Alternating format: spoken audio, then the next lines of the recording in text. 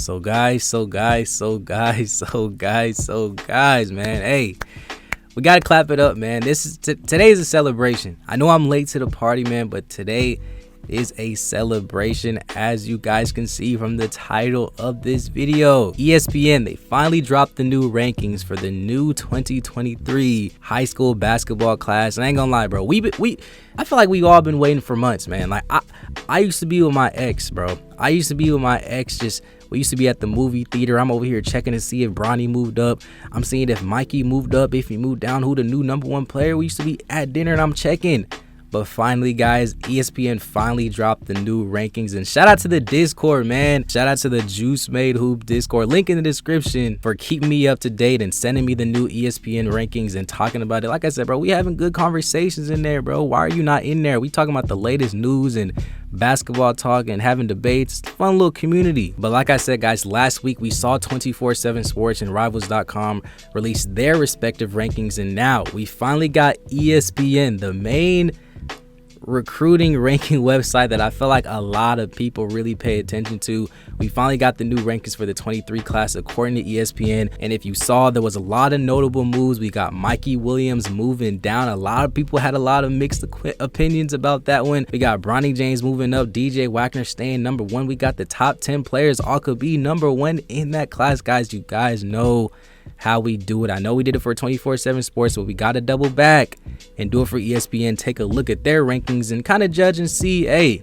did ESPN get this one right? Did they get this one wrong? Look at some notable moves. So we're going to be breaking down and taking a look at all of these players. But you watching this video, you guys already know.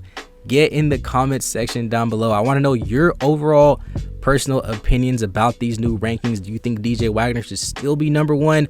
Who do you think should be that #1 player? What do you think about Mikey moving down, Bronny moving up? Some of these guys finally getting that 5-star rankings. Get in the comment section down below. Let's get a great basketball conversation started. We recently just hit 22,000 subscribers. Let's get to 23. It's free and helps the channel out. Subscribe to the channel, smash the like button. And with all that being said, guys, let's go and get straight into this video. So guys, boom, let's go and get straight into this video and break down these new ESPN high school basketball rankings. And like I said at the beginning of the video, my boy DJ Wagner, man, he retained that #1 spot. I'm not gonna lie, bro. I know ESPN 24/7 and Rivals, they all got a different player as that #1 spot. But I feel like one thing that everybody and their mama can agree on is that DJ Wagner, he's got to be somewhere in the top 3. I'm not mad that they ranked him #1. I mean, he has the tools, he has the tangibles, and I just feel like you honestly just can't be mad that he's still the #1 player. And it's honestly interesting because I always see people say that point guards usually don't remain as a #1 player within the 4-year span, but this is honestly crazy. And I feel like a lot of people don't realize what DJ Wagner is doing and still remaining that #1 player, especially on a big platform like ESPN. I don't know what the other sites are thinking, but DJ Wagner #1, like I said, you honestly can't be mad at that. I mean, I feel like people are going to say, yes, he didn't have the craziest summer. He didn't wow nobody, especially in the summer, but he did have his moments. I think he had a pretty solid summer, in my personal opinion, in a summer to still make him, be in that conversation to be a top 3 player. But I do want to know your opinion. Do you think DJ Wagner should still remain #1? Just get in the comment section down below. In that top 10, guys, I feel like there's a lot of players within that top 10 who can be in the conversation of being a top 3 player in the class. Some notable moves that I'm personally surprised with. I mean, we gotta talk about the elephant in the room. I mean, we got my boy Robert Dillingham. I don't know how he goes from #6 to #8. I get it is 2 spots, but it's like, if you're gonna move him 2 spots, at least move him up. I don't know what more this man has to do, especially with the summer that he personally had. And I had a chance to talk to his brother, man. Shout out to my boy Denzel. I had a chance to talk to Robert Dillingham's brother, and he said the same thing I'm saying. I mean, from what it sounded like he was honestly mad.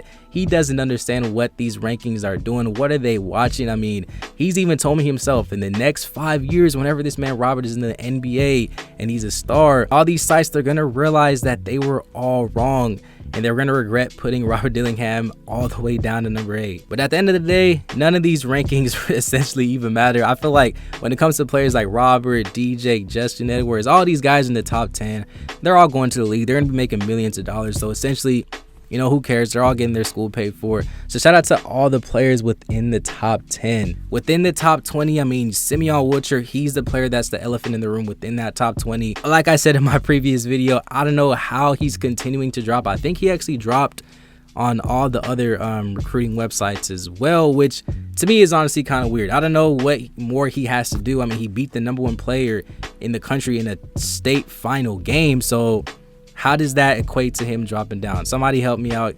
Get in the comment section down below. Jared McCain finally getting that 5-star ranking. I think it's definitely well deserved. His senior year definitely gonna go stupid, man. We gotta shout out guys like Matisse Bullis, if I'm saying his name right. Caleb Foster, super underrated. Jacoby Walters from the DFW Metroplex, putting Dallas on the map, going to Baylor. Cody Williams, another guy to watch out for. Definitely tap into all these players. Now within the top 30, hey, first player we gotta talk about, Aiden Holloway. I mean, the fact that he's finally being ranked as a 5th-star player, the fact that he finally earned that 5-star rating, I personally think it's also well deserved. I definitely like the progression that we've been seeing, especially from Aiden Holloway, and it's just crazy just how controlled as an overall player that he is, especially being that size and the way that he can also finish around the rim. And I definitely feel like he proved that playing alongside GG Jackson, playing alongside Robert Dillingham this past year.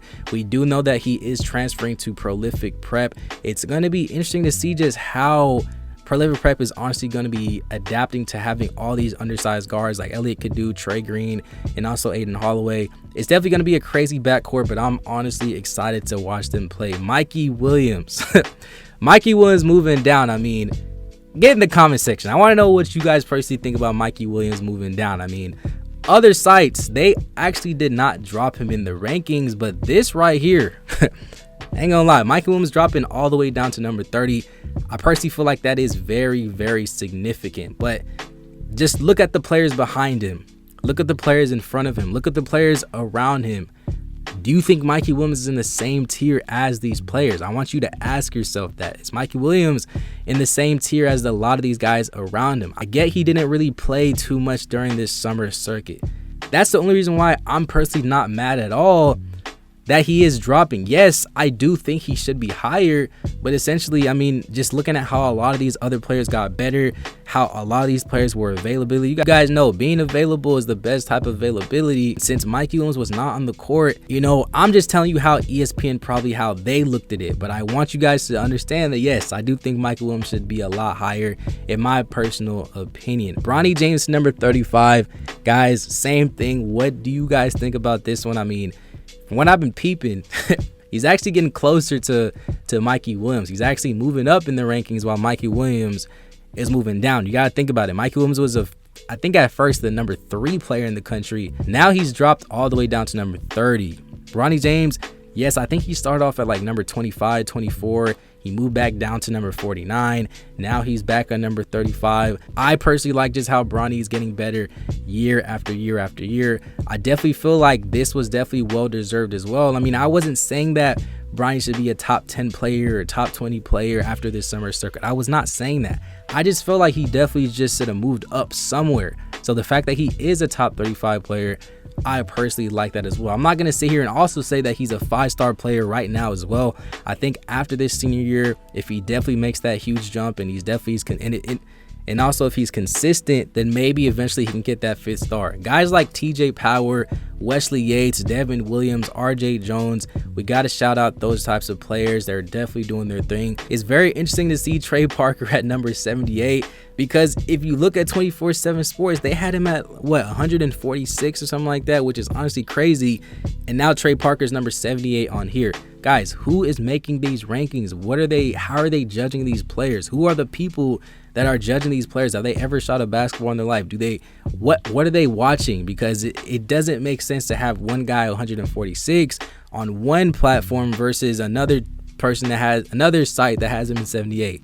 Guys, it just doesn't make sense to me. But all in all, I'm just happy that he definitely got that ranking. I just never understood how he was not a top 100 player. I still think he's a top 50 to 60 player in my personal opinion. But hey, the fact that at least he's on the ranking somewhere, we got to give him credit. Guys, these new rankings, in my personal opinion, it's honestly very, very interesting. Like I said, we've been waiting for months.